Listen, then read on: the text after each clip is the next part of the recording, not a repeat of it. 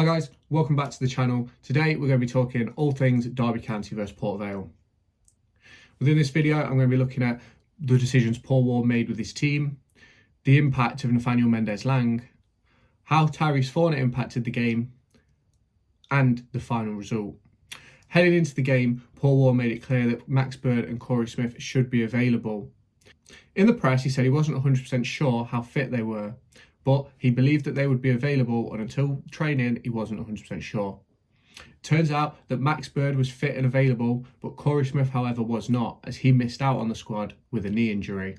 It's just come to my attention, 63% of you are not subscribed. What are you doing? Click that red button right now. Paul Ward made 3 changes heading into the game. He brought Craig Forsyth in for Louis Sibley to play at left back. He brought Tyrese Fornah in to replace Corey Smith in the midfield. And he played Kane Wilson on the right hand side instead of Tom Barkhuizen. All 3 of these decisions I agree with and I think should happen, yes. I really like Craig Forsyth as a left back. I think he's a lot better defensively and a lot more solid than Louis Sibley. I think Louis Sibley offers a lot of attacking output, but I think defensively that's where he struggles as an attacking midfielder filling in. I really like Kane Wilson. I've spoken about him a few times on this channel. He's a player that really excites me, and he showed that again last night. He's a player that can make something out of nothing, and I think it was the correct decision to bring him in last night for his dribbling ability, his ability to take on a man and to create chances, and I think he was excellent last night. Tyrese Fornah played 30 minutes at the weekend and was absolutely outstanding, and he came into this game as a result of that performance and Corey Smith's injury.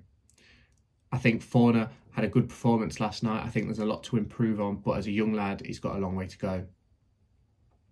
We head into the game and we look at the likes of James Collins, we look at Nathaniel Mendez-Laing as being our outlet and scoring goals, and that was the same last night. Nathaniel Mendez-Laing again was on top form. Late on in the game, creating the goal which won us the game for Tyrese John-Jules off the bench from injury. I think it's important to talk about Tyrese John-Jules. All throughout his career, he's been, if he wasn't injured, you could have been great. If you wasn't injured, you could have been playing Premier League. And I think the composure and confidence he showed for his goal last night speaks volumes of that. He's a player who, since coming to Derby, we haven't seen much of. He's only made a few appearances. His last appearance was in September against Bolton, and we've not seen him since due to injuries. But last night, I think he's shown the Derby fans what he can do. I think it's important not to put too much pressure on him and not to get him forced into the starting lineup too early, because that could send him backwards with his injury recovery and returning to full match fitness. But I do think he's going to be pivotal heading into the December period. Nathaniel Mendez-Laing, who I've mentioned previously, excellent again. I think he's got 5 goals and 5 assists in all competitions now this season, and he is outstanding. Like, he's finally hit the heights that he started to hit last season, and it's just important that in January we find an adequate player who we can use to swap and change with him or play with him, so that we've still got that directness and the danger even if he's not available or if he's not on the pitch. Because I think last season he played almost every game apart from a couple where he was injured, and he burnt out towards the back end of the season, and I think that's one of the reasons why we didn't finish in the playoffs last season. I want to talk about Corey Smith because the injury he took was really similar to that of Jake Rooney from earlier in the season. Now, Jake Rooney is a young lad, so getting an ACL injury, he's got, like, his body's more regenerative at his age, and he's going to recover a lot better and a lot quicker than Corey Smith will if they have the same injury. I'm not 100% sure. I don't think it's been confirmed yet. But if that's an injury for Corey Smith, it's a potential career definer at this age. Although Corey Smith isn't necessarily a fan favourite because he's one of them players that is a bit passive, is not quite your Tyrese Fornah, your Max Birds, who's energy. He likes to slow the game down, he likes to control the play. Sometimes it costs us, but sometimes it's exactly what we need. So I'm really hoping that he hasn't done his ACL and it's just going to be a couple of weeks, maybe a month, and we can get him back involved and back around the squad. player I really want to talk about is Joe Ward. He came in the summer. He started off really well before getting injured, and he's not been able to break back into the side. And I think that's on the basis of Ryan Niambi being so excellent. You've got Kane Wilson and Mendes Lang in the front areas who you can't really not have about, and you've got Barkhuizen who keeps popping up with a goal here, popping up with an assist here. He's having his moments off the bench, and I think when you've got a player that's coming back from injury like Joe Ward is, I think it's important that you can't just disrupt the flow of the team just to get in minutes. And I like Joe Ward. I think he's going to be important come the second half of the season. And because those players in the front line, there's no guarantees that they're not going to stay injury free. There's no guarantees that Ryan Niambi even signs a contract extension in January. But I think he needs to bide his time, and I think his time will come, and I think he's going to be pivotal for Derby County Football Club. Now, let's look at the league table.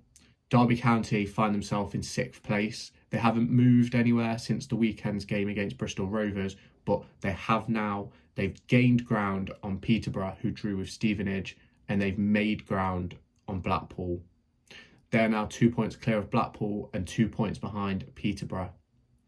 As a result of the games last night, Derby aren't that far away from the top. They do have a game in hand on some of those teams around them, but not all of them. I'm going to show a picture of the league table here so that you can see what I'm talking about. It's very important that Derby County make sure that they don't lose games over this December period. If we can win at home, draw away, win at home, draw away, that would be pivotal for our season. Luckily for Derby, they have a bit of a break now. They don't play this weekend, but they play next Tuesday in the Bristol Street Motors Trophy against Fleetwood, a game which I'm hoping to attend. It's important that over this period, your players like Cashin, Nelson, Max Bird, Mendes Lang get that adequate rest and recovery within this period. They are very important players to us so far this season, and it's important that we keep them fit and keep them sharp and available. So heading into that game against Fleetwood, I'm going to be making a pre-match review for it, as I have done for the last 2 games. And if I'm heading to the game, I'll let you know in that pre-match review, and I'll make a matchday vlog around the game. So I hope to see you all back on the channel then. So yeah, in the upcoming days, if any of you are interested in Formula One, I've got a series coming out, a 10-part series where I review each team from the 2023 season. If that's something that you'll be interested in, click subscribe and the notification button. Go and follow me over on Twitter and TikTok, and you'll see when the videos are posted. The first one is coming out today, so if it's not already out, then check back later. It will be out today, I promise that. So thank you again for watching. I will see you all in my next video. Make sure to go and find me on TikTok, pictured here, and Twitter, pictured here. These are the places where I'll keep you all up to date with all my upcoming videos and my thoughts and feelings around the Formula One and football weekend.